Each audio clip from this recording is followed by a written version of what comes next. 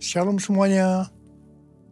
Pada waktu Tuhan Yesus ditanya oleh murid-muridnya tentang tanda kedatangannya dan tanda kesudahan dunia ini, Tuhan Yesus menjawab yang salah satunya terdapat dalam Matius 24 ayat 14 yang berkata, "Dan Injil kerajaan ini akan diberitakan di seluruh dunia menjadi kesaksian bagi semua bangsa. Sesudah itu barulah tiba kesudahannya." Tuhan Yesus pasti datang kembali. Yang percaya katakan amin. Karena itu dia memberikan amanat agung kepada kita, yaitu agar kita pergi dan menjadikan semua bangsa itu murid Tuhan Yesus. Hal ini juga berarti agar terjadi penuaian jiwa besar-besaran sebelum Tuhan Yesus datang kembali. Sekarang kita akan melihat bagaimana proses untuk menyelesaikan amanat agung atau proses penuaian jiwa yang terbesar dan yang terakhir sebelum Tuhan Yesus datang kembali. Untuk menyelesaikan amanat agung tidak bisa dengan kekuatan sendiri. Karena itu pesan terakhir Tuhan Yesus sebelum naik ke sorga kepada murid-muridnya, yang juga berarti kepada kita semua. Dalam Kisah Para Rasul 1 ayat 8. "Tetapi kamu akan menerima kuasa kalau Roh Kudus turun ke atas kamu. Dan kamu akan menjadi saksiku di Yerusalem dan di seluruh Yudea dan Samaria dan sampai ke ujung bumi." Jadi untuk menyelesaikan amanat agung, kita harus menerima kuasa dari Roh Kudus yang turun ke atas kita. Setelah itu dengan disaksikan para murid-muridnya, Tuhan Yesus naik ke sorga. Setelah Tuhan Yesus naik ke sorga, 120 murid Tuhan Yesus berkumpul di kamar loteng Yerusalem. Mereka melakukan ini karena Tuhan Yesus memerintahkan agar mereka tidak meninggalkan kota Yerusalem sebelum diperlengkapi dengan kekuasaan dari tempat tinggi. Tuhan Yesus berkata, "Sebab Yohanes membaptis dengan air, tetapi tidak lama lagi kamu akan dibaptis dengan Roh Kudus." Apa yang dilakukan 120 murid di kamar loteng? Alkitab berkata bahwa mereka semua bertekun dengan sehati dalam doa bersama-sama. Artinya, mereka berdoa, memuji dan menyembah Tuhan dalam unity siang dan malam. Ini adalah prinsip restorasi Pondok Daud. Ini adalah prinsip menara doa. Setelah 10 hari mereka melakukan hal ini, maka pada hari raya Pentakosta, tiba-tiba turunlah dari langit suatu bunyi seperti tiupan angin keras yang memenuhi seluruh rumah di mana mereka duduk. Dan tampaklah lidah-lidah seperti nyala api yang bertebaran dan hinggap pada mereka masing-masing. Maka penuhlah mereka dengan Roh Kudus. Lalu mereka mulai berkata-kata dalam bahasa-bahasa lain seperti yang diberikan oleh Roh itu kepada mereka untuk mengatakannya. Itu adalah bahasa roh. Jadi tanda awal orang yang dibaptis dengan Roh Kudus adalah mereka akan berbahasa roh. "Rohmu yang hidup penuhiku, mengalir dalamku. Jiwaku tenang bersamamu dalam naunganmu. Ku buka hati untuk jamahanmu, berserah penuh di hadiratmu. Kau ambil alih seluruh hidupku, di altarmu menyembahmu, di altarmu menyembahmu, di altarmu menyembahmu."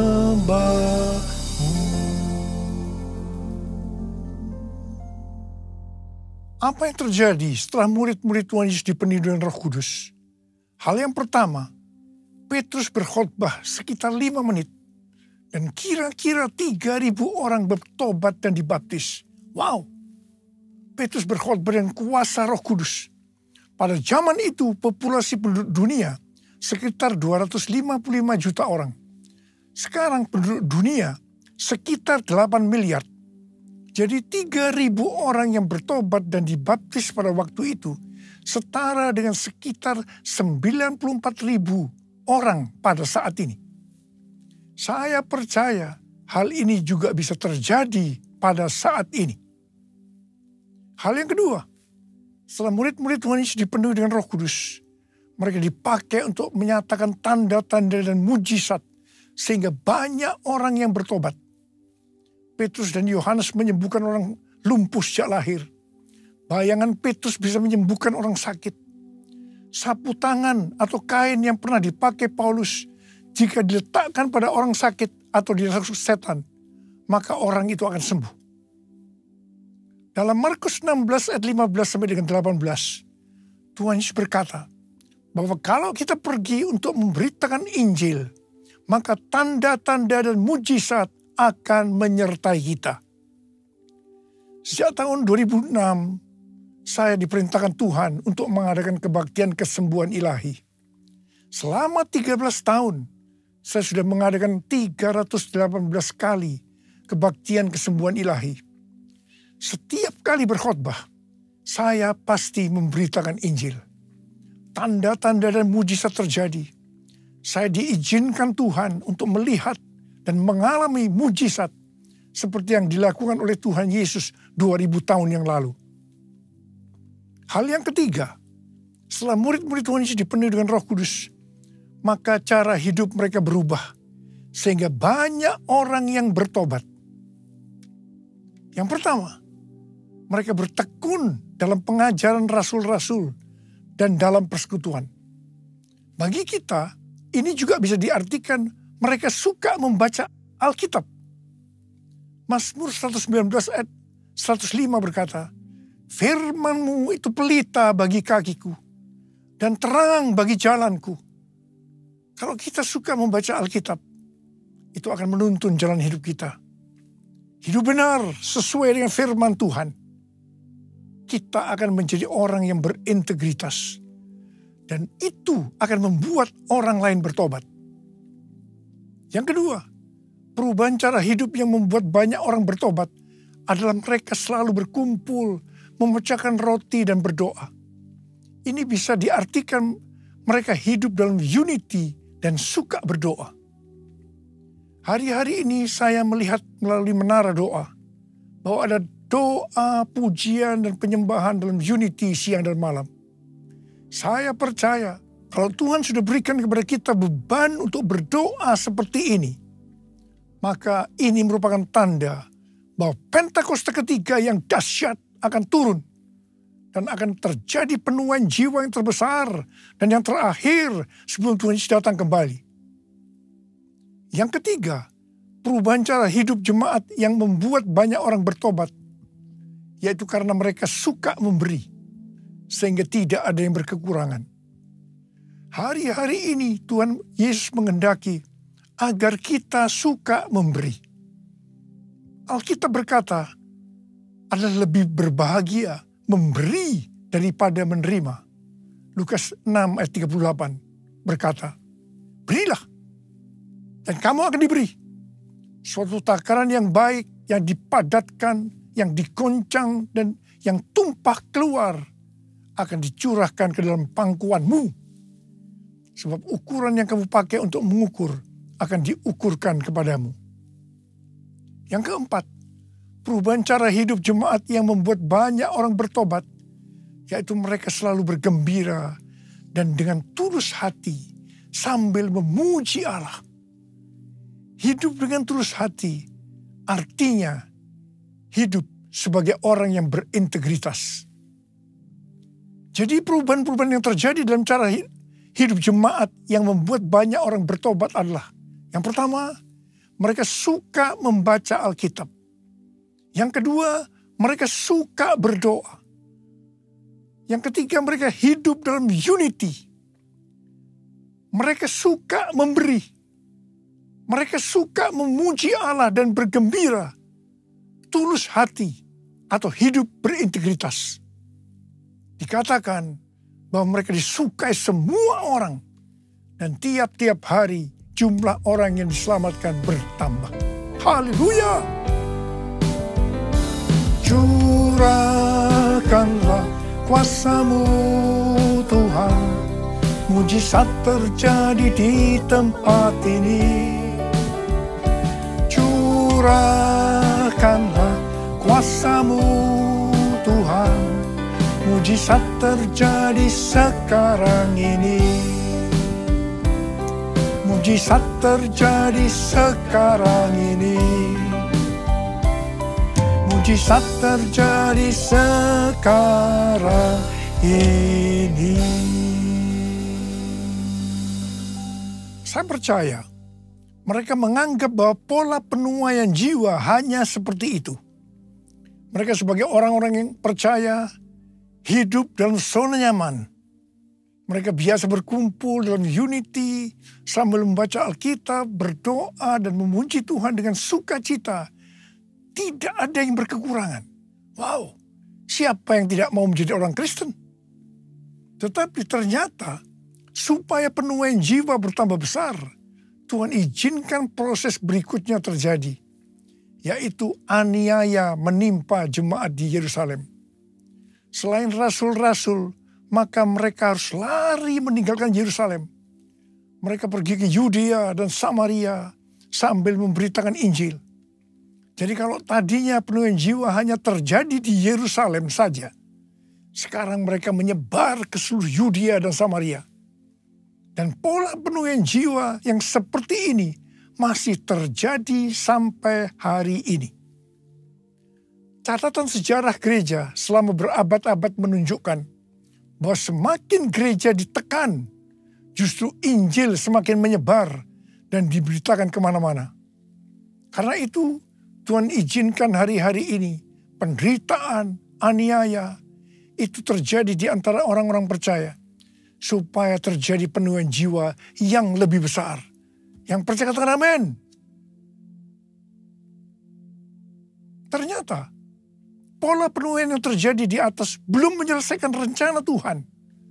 Karena selain penuaian jiwa harus terjadi di Yerusalem, seluruh Yudea dan Samaria, tapi juga harus sampai ke ujung bumi. Tuhan mempunyai cara untuk membuat penuaian jiwa itu sampai ke ujung bumi. Yaitu dengan terjadinya perubahan paradigma dalam pelayanan. Selama ini, pengertian tentang keselamatan hanya untuk orang Yahudi saja. Tetapi melalui peristiwa Kornelius, di mana Petrus diutus oleh Tuhan untuk mendatangi Kornelius yang bukan orang Yahudi, untuk memberitakan jalan keselamatan, akhirnya mereka mengerti bahwa ternyata keselamatan bukan hanya untuk orang-orang Yahudi saja, tetapi untuk semua bangsa. Dan ini mengakibatkan terjadinya penuaian jiwa besar-besaran. Haleluya! Jadi, mereka tidak hanya mengabarkan Injil di Yerusalem, Yudea dan Samaria saja, tetapi sekarang mereka, termasuk kita, juga pergi ke seluruh dunia. Proses perubahan paradigma dalam pelayanan itu tidak mudah. Petrus harus diyakinkan oleh Tuhan. Kalau Tuhan berkata halal, jangan kamu berkata haram. Orang-orang yang bukan Yahudi adalah haram di mata orang Yahudi. Proses itu masih terus berlanjut untuk memberikan pengertian kepada orang-orang Yahudi, golongan bersunat, dan juga orang-orang Farisi yang sudah bertobat. Di mana mereka berpendapat bahwa orang yang bukan Yahudi yang percaya kepada Tuhan Yesus harus disunat dan diwajibkan mengikuti hukum-hukum Musa. Tetapi melalui sidang di Yerusalem, akhirnya mereka mengerti dan bisa menerima bahwa keselamatan bukan hanya untuk orang-orang Yahudi saja, tapi untuk semua bangsa. Katakan amin. Jesus, I believe in you. Jesus, I belong to you. You're the reason that I live, the reason that I sing. Jesus, I believe in you. Jesus, I belong to you. You're the reason that I live, the reason that I sing, with all I am. Di awal pelayanan saya termasuk salah seorang yang dipakai oleh Tuhan untuk melakukan paradigma yang baru dalam pelayanan untuk menyelesaikan amanat agung. Sebagai contoh, tentang membuka gereja baru. Yang kedua, cara ibadah dengan doa, pujian, dan penyembahan, termasuk menggunakan bahasa roh untuk memuji dan menyembah Tuhan. Yang ketiga, tempat ibadah yang dilakukan bukan di gedung gereja. Dan yang keempat juga mengenai Pentakosta ketiga. Semua itu selalu diawali dengan pro dan kontra. Sama dengan yang terjadi pada waktu zaman kisah para rasul tadi. Pada tahun 2009, Tuhan berbicara kepada saya bahwa Tuhan akan mencurahkan Roh Kudus sehingga terjadi pencurahan Roh Kudus yang dahsyat.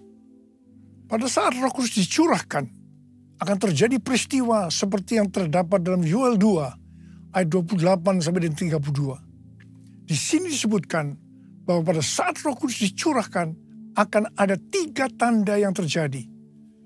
Tanda pertama sesuai dengan Yoel 2 ayat 28 dan 29. Bahwa anak-anak, pemuda, dan orang tua akan dipakai oleh Tuhan secara luar biasa. Amin. Tanda yang kedua sesuai dengan Yoel 2 ayat 30. Maka akan terjadi mujizat yang luar biasa. Tanda ketiga sesuai dengan Yoel 2 ayat 31. Maka akan terjadi goncangan-goncangan yang dahsyat. Dengan adanya 3 tanda ini, maka Yoel 2 ayat 32 akan digenapi. Akan banyak orang yang berseru kepada nama Tuhan. Dan mereka yang berseru kepada nama Tuhan akan diselamatkan. Ini berarti akan terjadi penuaian jiwa yang besar. Sejak tahun 2009, hampir di setiap khotbah, saya selalu mengingatkan tentang guncangan-guncangan ini. Dan ini terjadi hampir sekitar 10 tahun. Siapa mengira bahwa yang disebut dengan guncangan ini adalah pandemi COVID-19. Di mana di Indonesia dimulai pada tanggal 2 Maret 2020. Kita melihat selama ini bahwa dengan adanya pandemi COVID-19 ini, telah terjadi perubahan paradigma dalam pelayanan. Pelayanan secara online terbukti merupakan alat untuk mempercepat penyelesaian amanat agung. Yaitu dengan semakin cepat dan banyaknya orang yang mendengar dan mengenal Injil Kerajaan Allah. Pada tanggal 8 Februari 2023, dimulainya kebangunan rohani di Asbury University, Kentucky. Yang mereka lakukan adalah berdoa, memuji, dan menyembah Tuhan dalam unity siang dan malam. Ini adalah prinsip restorasi Pondok Daud. Ini adalah prinsip menara doa. Kebangunan rohani ini menyebar ke kampus-kampus lain di Amerika Serikat. Seperti di Lee University, Oral Roberts University, dan lain-lain. Berita kebangunan rohani melanda ke seluruh dunia. Revival di Asbury University ini merupakan bagian dari penggenapan Pentakosta ketiga, di mana Tuhan melawat generasi Yeremia, yaitu anak-anak muda yang dipenuhi dengan Roh Kudus, cinta mati-matian kepada Tuhan Yesus, tidak kompromi terhadap dosa, dan akan memenangkan banyak jiwa. Dan melalui revival di atas ini, Tuhan menunjukkan bahwa pola penuaian jiwa ke depan ini, saya percaya sampai dengan Tuhan Yesus datang kembali, adalah melalui menara doa, yaitu doa, pujian, dan penyembahan bersama-sama dalam unity siang dan malam. Pelayanan seperti ini di kampus-kampus sudah berakhir. Tetapi Tuhan sedang memunculkan di Amerika Serikat yang disebut dengan Third Pentecost Azusa Street Prayer Tower. Azusa Street Prayer Tower adalah tempat untuk berdoa bagi kebangunan rohani global Pentakosta ketiga. Pelayanan dan pelatihan di dalam pusat kota Los Angeles, California. Dan lokasinya adalah sekitar 25 meter dari Azusa Street Revival yang dipimpin oleh William Seymour tahun 1906. Azusa Street Prayer Tower ini adalah penggenapan nubuatan dari Cindy Jacob bahwa gerakan Pentakosta ketiga ini dimulai dari timur ke barat, dan barat ini adalah Amerika Serikat. Dari Amerika Serikat akan menyebar ke seluruh dunia dan kembali ke Yerusalem. Api Pentakosta menyala, api Pentakosta menyala, api, api, api, api, api, api Pentakosta ketiga. Api Pentakosta menyala, api Pentakosta menyala, api, api, api, api, api, api Pentakosta ketiga.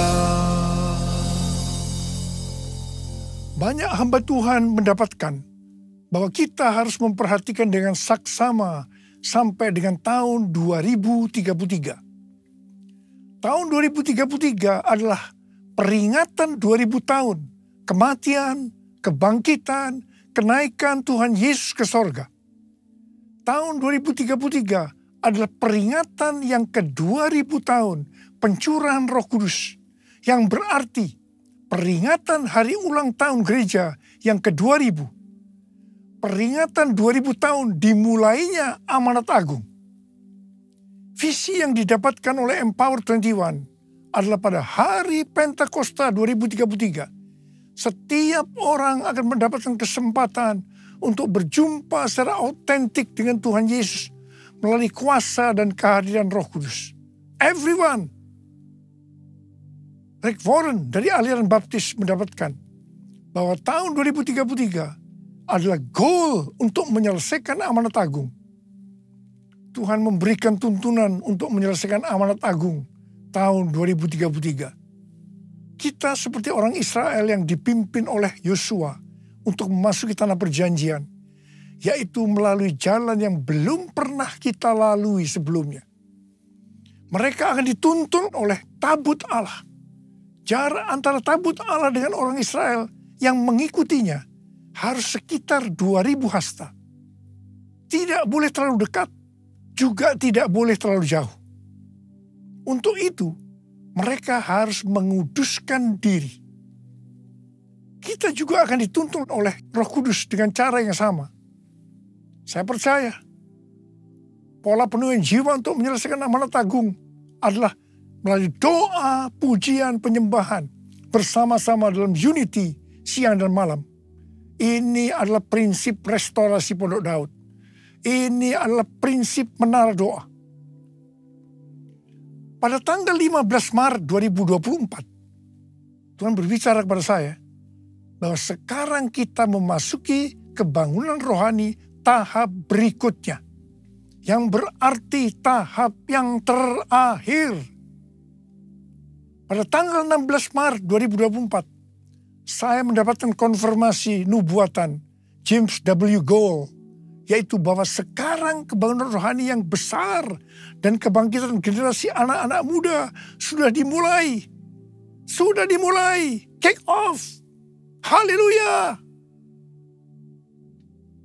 Tanggal 3 sampai 5 Juli 2024 di SICC akan diadakan Everyone Asia 2024. Reaching every person on earth.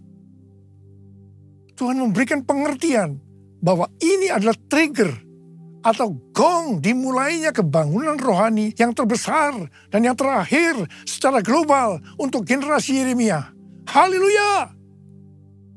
Untuk menyelesaikan amanat agung tidak bisa dengan kekuatan sendiri, tetapi harus dengan kuasa Roh Kudus. Karena itu kita harus dipenuhi Roh Kudus. Ada berapa banyak yang akan berkata, Tuhan, saya mau dipenuhi Roh Kudus. Saya mau menyelesaikan amanat agung Tuhan Yesus. Angkat tangan saudara. Katakan bersama saya. Beri api yang dahsyat seperti yang kau janjikan, berembus Roh Kudus, beri kuasa urapan-Mu sekarang. Beri api yang dahsyat seperti yang Kau janjikan, berhembus Roh Kudus. Beri kuasa urapan-Mu sekarang. Beri kuasa urapan-Mu sekarang. Beri kuasa urapan-Mu sekarang. Uriala basyara la bala bala bala bala bala bala bala bala.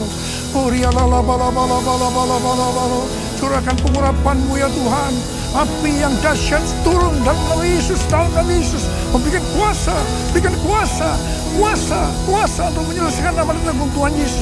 Terima kasih Tuhan, terima kasih, terima kasih Tuhan, terima kasih. Dalam nama Yesus, amin. Mari kita akan masuk dalam perjamuan kudus. Kita akan mengingat ayat ini. Sebab setiap kali kamu makan roti ini dan minum cawan ini, kamu memberitakan kematian Tuhan sampai Ia datang. Perjamuan kudus adalah perjamuan Tuhan Yesus sendiri. Setiap kali kita masuk dalam perjamuan kudus, Tuhan Yesus berkata, biarlah ini menjadi peringatan akan daku. Karena itu mari arahkan hati kita kepada kebaikan Tuhan. Supaya kita lebih mengasihi Tuhan Yesus. Kita lebih mengasihi satu dengan yang lain. Bapa, siapa kami sebelum kami mengenal Engkau? Kami semua orang berdosa. Upah dosa adalah maut, mati. Tapi Engkau yang tidak berdosa telah dijadikan dosa oleh karena kami. Engkau harus turun dari sorga mulia. Mati ganti kami dengan penderitaan yang luar biasa. Sungguh kalau kami pikirkan betapa baiknya Engkau ya Abah. Kau jadikan kami sebagai anak-anak-Mu. Kau tuntun, Kau bela, Kau lindungi, Kau tegur juga kalau kami salah. Kau hajar juga. Itu Engkau ya Abah. Itu Engkau ya Abah. Tuhan akan memberkati kita melalui perjamuan kudus. Tapi Tuhan mau kita makan dan minum dengan cara yang benar. Karena itu masing-masing sekarang berdoa. Introspeksi. Lihat keadaan dirimu masing-masing. Jangan menyimpan dosa. Kalau ada dosa yang Tuhan ingatkan, langsung minta ampun. Ampuni saya Tuhan. Ampuni saya Tuhan. Katakan, ampuni saya Tuhan, ampuni kami semua. Layakkan kami untuk masuk dalam perjamuan kudus. Kami akan masuk dalam perjamuan kudus dengan hati yang penuh ucapan syukur. Dalam nama Yesus kami berdoa. Amin. Mari. Angkat roti di tangan kanan kita tinggi-tinggi. Sebab apa yang telah kuteruskan kepadamu, telah aku terima dari Tuhan. Yaitu bahwa Tuhan Yesus pada malam waktu Ia diserahkan mengambil roti. Dan sesudah itu Ia mengucap syukur atasnya. Dia memecah-mecahkannya dan berkata, inilah tubuhku yang diserahkan bagi kamu. Perbuatlah ini menjadi peringatan akan aku. Tuhan dikasih Tuhan, bukankah roti yang kita pecah-pecahkan ini adalah persekutuan kita dengan tubuh Kristus? Mari kita makan dalam nama Yesus.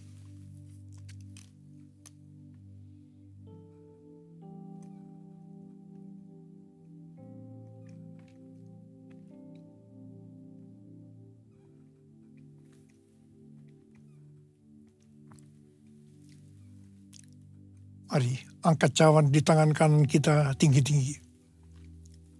Demikian juga yang mengambil cawan sesudah makan lalu berkata, cawan ini adalah perjanjian baru yang dimeteraikan oleh darahku. Perbuatlah ini setiap kali kamu meminumnya menjadi peringatan akan aku.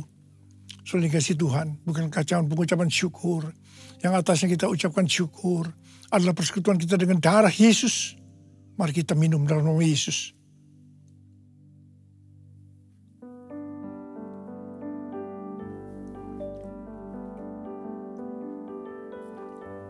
Mari angkat tangan kita di hadapan Tuhan. Ucapkan syukur dan terima kasih dengan suara. Tuhan, terima kasih ya Tuhan. Terima kasih, terima kasih. Terima kasih ya Abah, terima kasih. Urala basyara la bala bala bala. Oh, rialala-bala-bala-bala-bala. Oh, rada-bala-bala. Ada berapa banyak di antara saudara yang membutuhkan kesembuhan? Angkat tanganmu. Kau melihat anak-anakmu sedang mengangkat tangan mereka, Tuhan. Saat ini Engkau sedang menyembuhkan yang sakit. Kau sedang membebaskan yang terikat. Engkau menghibur yang susah. Engkau menguatkan yang lemah. Engkau memberikan pengharapan-pengharapan yang baru bagi yang datang dengan putus pengharapan. Terima kasih. Sembuh dalam nama Yesus. Sembuh dalam nama Yesus. Sembuh dalam nama Yesus. Sembuh dalam nama Yesus. Terima kasih Tuhan. Terima kasih Yesusku. Terima kasih Yesusku. Puji syukur hanya bagi Tuhanku. Terima kasih Yesusku. Terima kasih Yesusku. Puji syukur hanya bagi Tuhanku. Terima kasih Yesusku. Terima kasih Yesusku. Puji syukur hanya bagi Tuhanku. Terima kasih Yesusku. Terima kasih Yesusku. Puji syukur hanya bagi Tuhanku. Puji syukur hanya bagi Tuhanku. Puji syukur hanya bagi Tuhanku.